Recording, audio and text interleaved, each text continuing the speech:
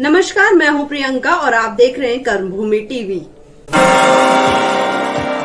Uttarakhand high court ने कोटद्वार में mining policy के खिलाफ संचालित सिद्धबली स्टोन क्रशर को हटाए जाने को लेकर दायर जनहित याचिका पर सुनवाई की। इस मामले को सुनने के बाद मुख्य न्यायाधीश विपिन सांघी व न्यायमूर्ति आरसी खुल्बे की खंडपीठ ने लगातार 5 दिन सुनवाई करते हुए अगली सुनवाई की तिथि 3 अगस्त को नियत की है। खंडपीठ ने सभी पक्षकारों से कहा कि वह अपना अतिरिक्त कथन 3 अगस्त से पहले कोर्ट में पेश करे। बता दें कि इस मामले के अनुसार कोटद्वार निवासी देवेंद्र सिंह अधिकारी ने जनहित याचिका दायर कर कहा है कि कोटद्वार में राजाजी नेशनल के रिजर्व फॉरेस्ट में सिद्धबली स्टोन क्रशर लगाया गया है। यह स्टोन क्रशर सुप्रीम कोर्ट के द्वारा जारी गाइडलाइनों के मानकों को पूरा नहीं करता।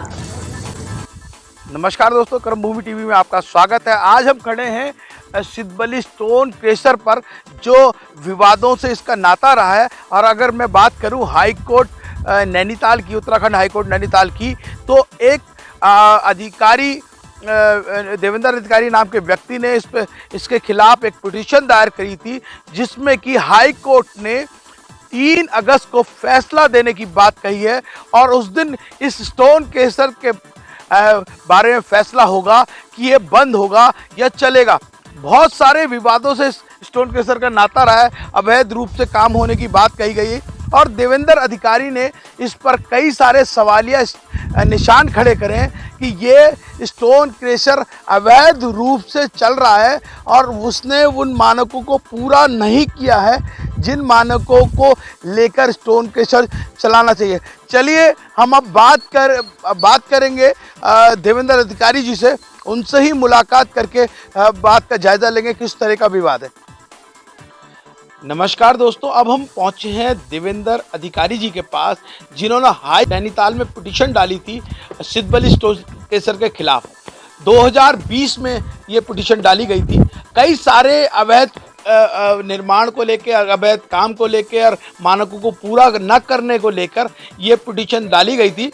लेकिन आपको पता है कि न्यायालय की बात है, तारीख पे तारीख लगती है। पीड़ित व्यक्ति ही पीड़ित हो जाता है कोर्ट में जाते जाते, लेकिन उसे न्याय नहीं मिल पाता। लेकिन आखिरकार अब 3 अगस्त को हाई कोर्ट नैनीताल ने अपना फैसला सुरक्षित रखा है कि 3 तारीख को उस मामले में फैसला दिया जाएगा। फैसला देवेंद्र अधिकारी के पक्ष में होगा या स्टोन क्रशर के, यह आने वाला वक्त बताएगा। लेकिन अगर उत्तराखंड राज्य की बात करें तो उत्तराखंड राज्य को बने हुए मैं बता रहा हूँ कि 21 साल से अधिक हो गए, देश की आज़ादी को 75 साल से अधिक हो गए, लेकिन भ्रष्टाचार में कोई कमी नहीं है। अधिकारी कर्मचारी सब जेब गरम कर रहे हैं और जनता के बारे में कोई भी नहीं सोच रहा। सड़कें टूटी हुई हैं, बेरोजगारी बढ़ रही है और खनन माफिया, शराब माफियाओं का बोलबाला बढ़ता जा रहा है। अब एक बात करें कि ड्रग्स का भी माहौल बनता जा रहा है। लगातार ड्रग्स, ब्राउन शुगर, हीरोइन, इस तरह के नशों का भी कारोबार लगातार बढ़ रहा है, लेकिन उस पर कोई भी प्रशासन रोक नहीं लगा पा रहा। कब तक ये भ्रष्टाचार चलेगा, कब तक बेईमानी चलेगी, ये बड़ा सवाल रहेगा। हम देवेंद्र अधिकारी जी से बात करेंगे, क्या मामला था, क्यों पिटीशन करी, क्यों स्टोन क्रशर के खिलाफ आप कोर्ट गए, कब गए? जी स्वागत है। नमस्कार। क्या मामला एक स्टोन क्रशर अवैध रूप से चल रहा है। गांव के बड़े परेशानी थी जनता को, रोडों पर बड़े गड्ढे हो रहे थे, धूल मिट्टी, ट्रैक्टरों का और डंफरों का ओवरलोड डंफरें चलना, सिगड्डी सोद एक नदी है वहां से अवैध खनन करना, प्रशासन को शिकायत करने के बाद भी नहीं सुनवाई होना। उसके बाद कई बार जांचें मांगी गई, पीएमओ तो जांचें आई, सबको दबा दिया गया। मजबूरन फिर हाई कोर्ट का दरवाज़ा खटखटाना पड़ा। ये देखिए, अधिकारी जी कह रहे हैं कि पीएमओ तक शिकायत हुई, लेकिन कागज रद्दी के टोकरी में चला गया, कोई उन्हें पूछने वाला नहीं था। बात मैं बता दूं, अगर उत्तराखंड सरकार के लोग सुन रहे हो और पुष्कर धामी मेरी आवाज़ सुन रहे हो, यहाँ के मुख्यमंत्री और देश के प्रधानमंत्री नरेंद्र मोदी हमारी आवाज़ को सुन रहे हो, तो देख लें कि आपको लिखा हुआ पत्र आप तक पहुँचता है या नहीं पहुँचता है, और पहुँचने के बाद उस पर क्या कार्रवाई होती है, कृपया इस पर भी नज़र डालें। देखिए, भ्रष्टाचार पर अगर रोक लगानी है तो हम सबको एकजुट होकर एक आंदोलन करना पड़ेगा। जी, क्या फिर आगे बताएं कि क्या हुआ, किस तरीके से आपने पिटीशन हाई कोर्ट में डाल दी गई थी, अभी चल रहा है। 2 साल हो गए हैं, बारंबार चीफ जस्टिस का अपना टाइम हो जाता है, बदल गए 2-3 बार। मलिमत साहब आए। क्या कहीं ऐसा तो नहीं लगता कि खनन माफियाओं से कुछ मिली भगत का कुछ नहीं, नहीं, ऐसा कह नहीं सकते, ऐसा कुछ नहीं है। वो टाइम है उनका, किसी का रिटायरमेंट का टाइम है, कुछ हो जाता है। बाकी अभी जो रिसेंटली अभी चल रहा है, 5 दिन से लगातार कंटिन्यू 20 तारीख से लगातार डेट मिल रही है, 5 डेटें मिली हैं। कल 27 तारीख को ऑर्डर सभी सुनवाई हो चुकी है, ऑर्डर रिजर्व कर लिया गया है। कौन कौन से जज साहब बैठे हैं, कुछ आपको जानकारी किन किन रमेश रंगनाथन जी थे चीफ जस्टिस, वो बैठे, मलिमत सर बैठे, और 2-3 बैठ चुके हैं और कई बेंचों में हो चुका है। अभी लास्ट उसमें है तो सुप्रीम कोर्ट का एक अभी वो था कि भाई 15 दिन में इसको क्लियर करें, जिसमें 7 महीने लग चुके हैं, जिसको देखते हुए हाल ही के मुख्य यूँ न्यायाधीश कहेंगे कोर्ट की अवमानना हो गई कि सुप्रीम कह रहा है कि कोर्ट कह रहा है कि 15 दिन में निपटाया को कोर्ट में 7-7 महीने 8-8 महीने 2-2 साल लग जाते हैं। क्या कही, ये भी तो कोर्ट की अवमानना है। अब इसमें कुछ कह नहीं सकते, कोर्ट की क्या वो है पता नहीं। अभी फ़िलहाल ये देखते हुए अभी के जो मुख्य न्यायाधीश, माननीय मुख्य न्यायाधीश जी आए हैं, उन्होंने 5 दिन अभी लगातार लगाई है और 3 तारीख को फैसला होना है। जो भी फैसला कोर्ट सुनाएगा वो मान्य होगा। तो आपने वो पिक्चर देखी, आपने तारीख पे तारीख, तारीख पे तारीख, सनी देओल कहते हैं, कहीं ऐसा तो नहीं कई बार जैसा आपकी हिम्मत है, आप कोर्ट जा रहे हैं, यहाँ से नैनीताल कोई कम दूर नहीं है, 1000, 2000, 3000 रुपये का तेल भी खर्च होता है, जाना पड़ता है, वकील को भी फीस देनी पड़ती है, तो कहीं ऐसा तो नहीं कि आम आदमी, चलो आपने लड़ाई लड़ रहे हो, लेकिन कहीं आम आदमी ऐसा तो नहीं कि तारीख पे तारीख लगे और तारीख पे तारीख लगे और उसका दम वैसी घुट जाए। झेल रहे हैं, कई लोग भी झेल रहे हैं, हम भी झेल चुके हैं। बहरहाल खुशी है कि अब जल्द 3 तारीख को फैसला हो जाएगा। उम्मीद है क्षेत्र की जनता के हित में, पक्ष में ये न्याय मिलेगा। बाकी कोर्ट का अपना हुआ है, विचाराधीन है, चल रहा है। देखिए, चिकड्डी स्रोत की अगर बात करें, लगातार सरकार उस पर पिछली बार भी टेंडर कर दिया था, इस बार भी टेंडर कर दिया था, आप कह रहे हैं वहाँ खनन नहीं होना चाहिए, अरे सरकारें टेंडर पे टेंडर करी, तो क्या आपका क्या व्यू है? टेंडर भी हो रहा है, पिछले बार हुआ, बड़े जिद्दोजहद से बहुत बड़े बड़े डंपर ट्रैक्टर आए, रोडों क्षतिग्रस्त कर दी गई। फिलहाल दोबारा फिर अभी कर दिया गया है। मज़े की बात यह है कि जब पता है कि 15 दिन बाद अभी ये बंद होने वाला है, बरसात में बंद कर दिया जाता है, आप 15 दिन पहले टेंडर दे रहे हैं। और खनन माफिया इतने समझदार हैं कि वो टेंडर लेके 15 दिन खुदाई करते हैं, उसके बाद बरसात आती है, फिर वो गड्ढे भर जाते हैं, फिर खुदाई करते हैं, फिर डीएम साहब से या किसी से परमिशन ले लेते हैं, टाइम बढ़ा दो, हम तो ये बर्बाद हो गए। रितु खंडूरी जी को कह के मैंने वो रुकवाया है।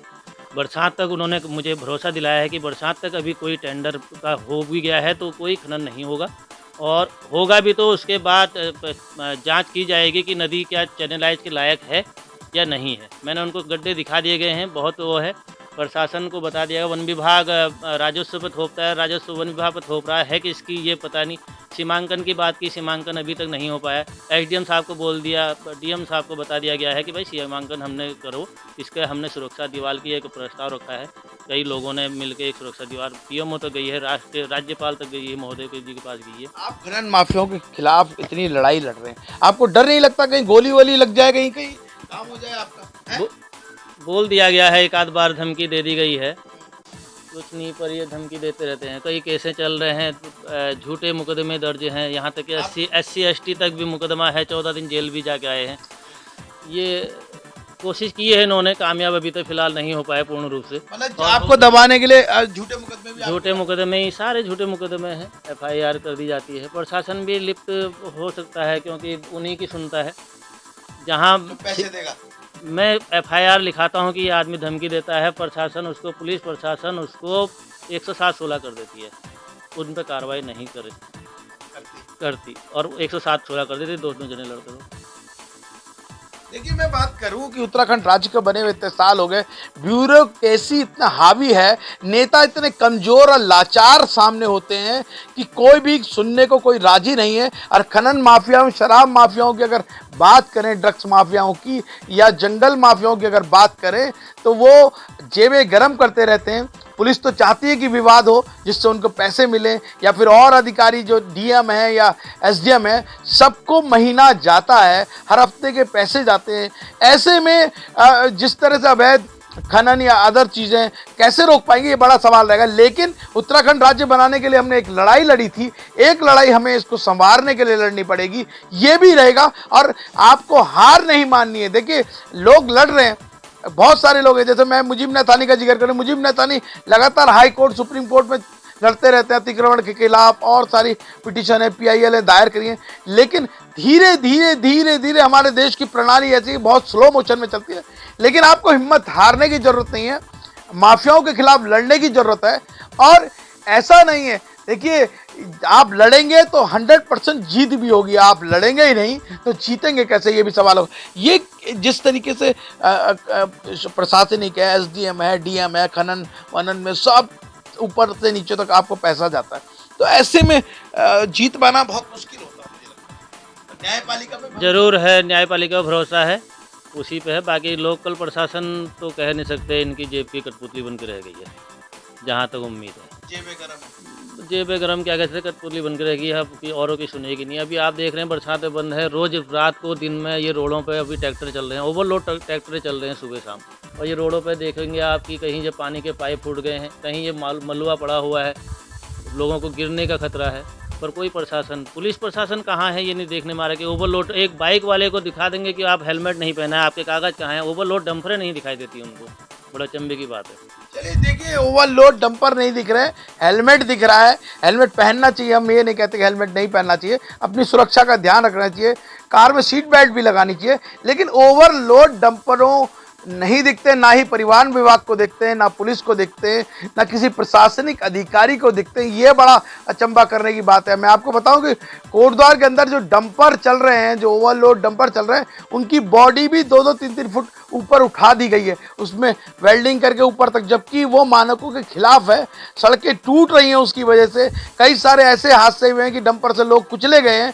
कई बार ऐसा होता है उसमें ओवरलोड रहता है, उसमें पत्थर गिर जाता है, आते जाते लोगों को दुर्घटना का डर बना लेता है। लेकिन प्रशासन की जैसे ही जेबें गर्म होती हैं तो सब कुछ ठंडा पड़ जाता है। कब तक होगा? कहीं ऐसा तो नहीं, कभी ऐसा ना हो कि किसी प्रशासनिक अधिकारी के बच्चा इस पे चपेट में आ जाए, कभी किसी पुलिस अधिकारी का बच्चा ही इन डंपरों की चपेट में आ जाए। उस दिन सवाल खड़ा होगा कि वो गलत कर रहे हैं या सही। देखते रहिए कर्मभूमि टीवी, लाइक करिए, सब्सक्राइब करिए, शेयर करिए और अधिक से अधिक ज़्यादा शेयर करिए, जिससे खनन माफियाओं पर, शराब माफियाओं पर और अवैध अतिक्रमणकारियों पर लगाम लग सके। जय हिंद दोस्तों। तो देखते रहिए कर्मभूमि टीवी। मुझे दीजिए इजाजत, नमस्कार।